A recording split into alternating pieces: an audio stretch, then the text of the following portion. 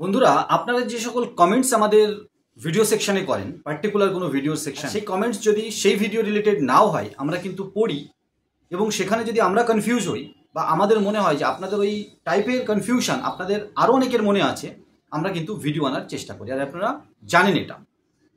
বন্ধুরা, pan card নিয়ে একটা কমেন্টস এসছে, আমরা আলোচনা করব মার্চেন্ট কিউআর কোড নিয়ে একটা কমেন্টস এসছে। সাথে সাথে mantra L1 device direct indirect কেনা থেকে বিরত থাকুন এখন, ভালোভাবে নেক্সট আপডেট আসা পর্যন্ত। আর যাদের কাছে আছে তারা খুব একটা দুশ্চিন্তাগ্রস্ত হবেন না, কারণ মন্ত্রা বা ইউআইডিআই বা এনপিসিআই আপনাদের সাথে খুব একটা অন্যায় করবে বলে মনে হয় না। কোনো না কোনো মাঝখানের রাস্তা সিকিউরিটির সাথে তারা নিয়ে আসবে। হতেই পারে ইউআইডিআই মন্ত্রাকে বলে সফটওয়্যারটা সুন্দরভাবে আপডেট করিয়ে দিল, তাই ওটা নিয়ে খুব একটা দুশ্চিন্তাগ্রস্ত হবেন না। আপনাদের কমেন্টস এসছে, দাদা ডুপ্লিকেট প্যান কার্ড নিয়ে যদি একটা ভিডিও বানান। কমেন্টসটা পড়েই আমি কনফিউজড হয়ে গেছিলাম। এই প্যান কার্ডের ক্ষেত্রে ডুপ্লিকেট কথাটা দুভাবে দুটো মিনিংয়ে ইউজ হয়, ব্যবহার হয়। কিভাবে? আপনার প্যান কার্ড হারিয়ে গেছে, আপনি সেই প্যান কার্ডটা কিভাবে রিপ্রিন্ট করাবেন বা নিয়ে আসবেন বা কোথায় কিভাবে পাবেন, সেক্ষেত্রে ইউজ হয়। আর ইউজ হয় আপনার কাছে একের অধিক প্যান কার্ড আছে, মানে প্রথমটা অরিজিনাল, তার পরেরগুলো ডুপ্লিকেট। এই পরেরগুলো কেন বললাম? বন্ধুরা, এই আধার কার্ড আসার পরে হয়তো আপনার কাছে একটাই প্যান কার্ড, সরকারি ডিপার্টমেন্ট এই সেন্ট্রালাইজ যেটা করার আধার টাইপের আরও একই নাম্বারের সাথে সমস্ত কিছু অ্যাটাচ করার অনেক কারণ আছে। তার মধ্যে একটা কারণ, বিগত কিছু বছরে এরকম অনেক ইল্লিগাল মানুষ পাওয়া গেছে, না জেনে বুঝে হয়তো দ্বিতীয় প্যান কার্ড হতে পারে, কিন্তু তার থেকেও বেশি প্যান কার্ড, এবং আমি বলবো না জেনে বুঝে দ্বিতীয় প্যান কার্ডও হয় না। ধরুন ভোটার কার্ড, আধার কার্ড, আরও অনেক কিছু প্রুফ অফ আইডেন্টিটি হিসাবে আগে প্যান কার্ডে দিলে প্যান কার্ড তৈরি হয়ে যেত। বড় বড় বিজনেসম্যানরা এর সুবিধা নিত। ভোটার কার্ড দিয়ে একটা বানিয়ে দিয়েছে, স্কুল সার্টিফিকেট দিয়ে একটা বানিয়ে দিয়েছে, এটা দিয়ে একটা বানিয়ে দিয়েছে। অনেকগুলো প্রুফ অফ আইডেন্টিটি প্রুফ ছিল, প্রুফ অফ অ্যাড্রেস প্রুফ ছিল, যেখানে একটু শর্ট নেম, শুধু নাম, সারনেম, এরকম অনেক কিছু করে অনেকে প্যান কার্ড বানিয়ে কিন্তু ট্যাক্স ফাঁকি দেওয়ার চেষ্টা করত। আর এটা প্রুফড, এটা আমি বলছি না, এটা আপনারাও জানেন। সেখানে থাকতো অনেকগুলো প্যান কার্ড। আধার কার্ড আসার পরে কিন্তু সেটা মোটামুটি অঙ্কুশ লাগানো গেছে, কন্ট্রোল করা গেছে। তারপরেও যদি আপনার কাছে ভুল করে দুটো প্যান কার্ড থাকে, তাহলে পুরোনোটা যেটাতে মেনলি ট্রানজাকশন হতো সেটাকে রেখে দ্বিতীয়টা কিভাবে আপনি সারেন্ডার করবেন, সেটা একটা ডুপ্লিকেট প্যান কার্ডের কথা। আর আবার বললাম যে আপনার প্যান কার্ড হারিয়ে গেছে কিন্তু নাম্বারটা আছে বা নাম্বারটাও নেই, সেই প্যান কার্ডটা, ডুপ্লিকেট প্যান কার্ডটা আপনি কিভাবে নিয়ে আসবেন, সেই নিয়ে আমরা আলোচনা করব। ভূমিকা মোটামুটি এরকম। আর মার্চেন্ট কিউআর কোড নিয়ে ভিডিওটা স্কিপ না করে দেখুন, ছোট্ট হবে কিন্তু যেহেতু দুটো তিনটে টপিক আছে, একটু লম্বা হতে পারে, স্কিপ না করে দেখুন। ভালো লাগবে, আর ভালো লাগলে লাইক শেয়ার করতে ভুলবেন না। আইএনডি টেক জোন সবসময় আপনাদের সচেতন রাখার চেষ্টা করে। ভালো লাগলে আমাদের সাথে জুড়ে কাজ করবেন, না লাগলে শুধু ভিডিও দেখে সচেতন থাকুন। আর কন্টিনিউ এরকম সচেতনামূলক ভিডিও পাওয়ার জন্য আমাদের চ্যানেলটাকে সাবস্ক্রাইব করে পাশে থাকার অঙ্গীকার করতে ভুলবেন না। প্রথমে চলে আসি সঠিক উপায়ে। যদি আপনার প্যান কার্ড হারিয়ে গিয়ে থাকে, প্যান কার্ড নাম্বার আছে, তাহলে তো রিপ্রিন্ট আপনি যে কোনো অনলাইন সাইবার ক্যাফে দোকানে গিয়ে আপনি নিজেও করতে পারেন। এনএসডিএল নিজেও দিয়ে রেখেছে রিপ্রিন্ট অপশন। সেখানে আপনার প্যান কার্ড নাম্বার আপনি জানেন, আপনি রিপ্রিন্ট অনলাইন করে নিতে পারেন। আপনি সাইবার ক্যাফেতে যাবেন বা অনলাইন নিজে থেকে করে নিতে পারেন, খুব সহজ রাস্তা।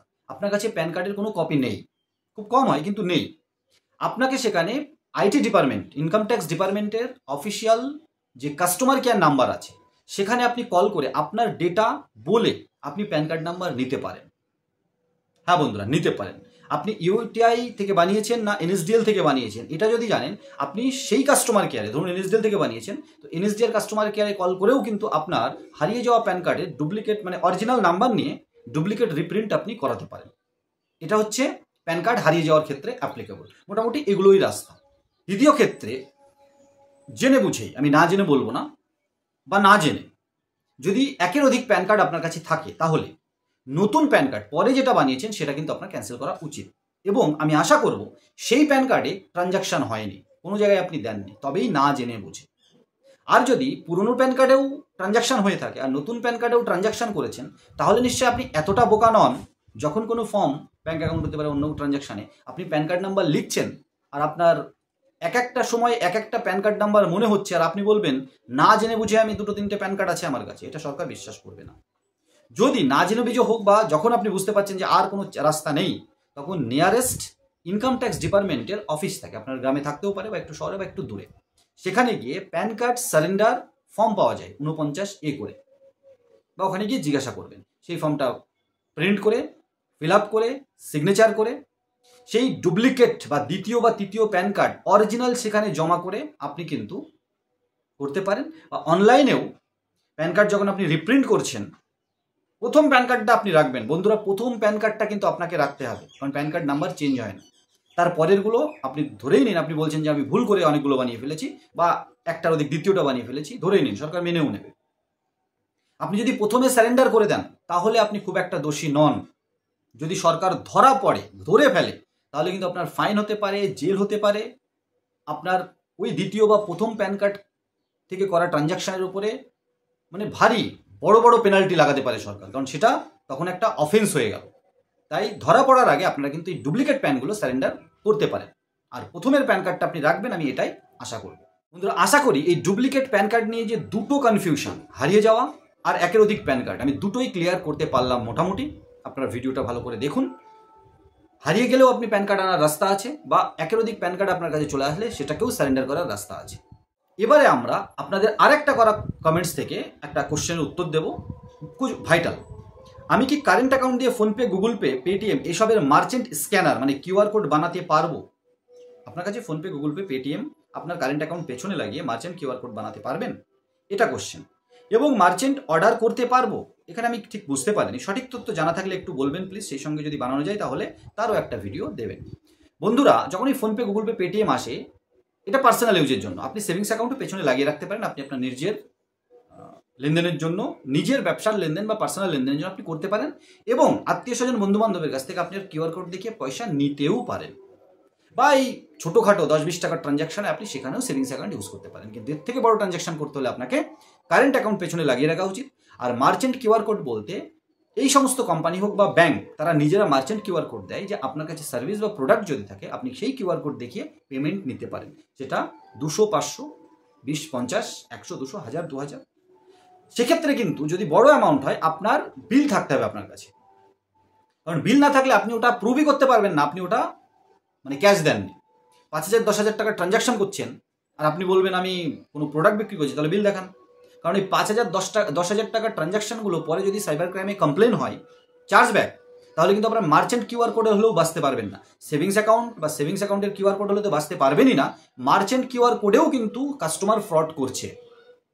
আপনার কাছে যদি বিল না থাকে, পাকা বিল, তাহলে কিন্তু আপনি ফেসে যেতে পারেন। কারণ মনে হবে যে আপনি ক্যাশ দেওয়ার জন্য পেমেন্ট নিয়েছেন বা ক্যাশ দেননি। প্রমাণ করে কী করে করবেন আপনি ক্যাশ দিয়েছেন? কারণ ক্যাশ দেওয়ার জন্য তো ওই সেভিংস অ্যাকাউন্টের কিউআর কোড হোক বা মার্চেন্ট কিউআর কোড না, আপনি প্রোডাক্ট বা সার্ভিস বিক্রি করে নিতে পারেন। আর এক্ষেত্রে কিউআর কোড বানানোর কথা বলছেন, তাহলে কিন্তু এখন, আগে নিজে নিজে বানিয়ে নেওয়া যেত, এখন কিন্তু আপনি কারেন্ট অ্যাকাউন্টের মার্চেন্ট কিউআর কোড যদি চান, তাহলে কিন্তু আপনাকে ব্যাংকের থেকে নিতে হয়, ব্যাংক দেয়। আর যদি ফোনপে, গুগল পে, পেটিএম এর মার্চেন্ট কিউআর কোড চান, তাহলে কিন্তু কোম্পানির থেকে অনলাইন হোক একটা ভেরিফিকেশন হয়, বা তাদের কোনো এজেন্ট আপনার দোকানে আসুক, যে দোকান আছে আপনি বিক্রি করেন জিনিস, তারা মার্চেন্ট কিউআর কোড অ্যাক্টিভ করিয়ে দিয়ে যায়। আপনি অন্যের জন্য বানাতে পারবেন না, অন্যের জন্য কিন্তু একমাত্র কোম্পানি অথরাইজড। সেটা ডিজিটাল প্রসেসে হোক, ভিডিও কেওয়াইসির মাধ্যমে দোকান দেখে, বা আলাদা আলাদা কোম্পানির আলাদা আলাদা প্রসেস হয়, বা এজেন্ট পাঠিয়ে হোক, তাদের কেওয়াইসি করতে পারে এরকম অথরাইজড এজেন্ট পাঠিয়ে আপনার দোকান দেখে মার্চেন্ট কিউআর কোড জেনারেট করে সেটাকে অ্যাক্টিভ করে দেয়। আপনি পেমেন্ট নিতে পারেন প্রোডাক্ট বা সার্ভিস বিক্রি করে, ক্যাশ দেওয়ার জন্য নয়। আশা করি এই কোশ্চেনের জবাবটাও, এই কমেন্টসের জবাবটাও আমরা মোটামুটি ক্লিয়ার করতে পারলাম।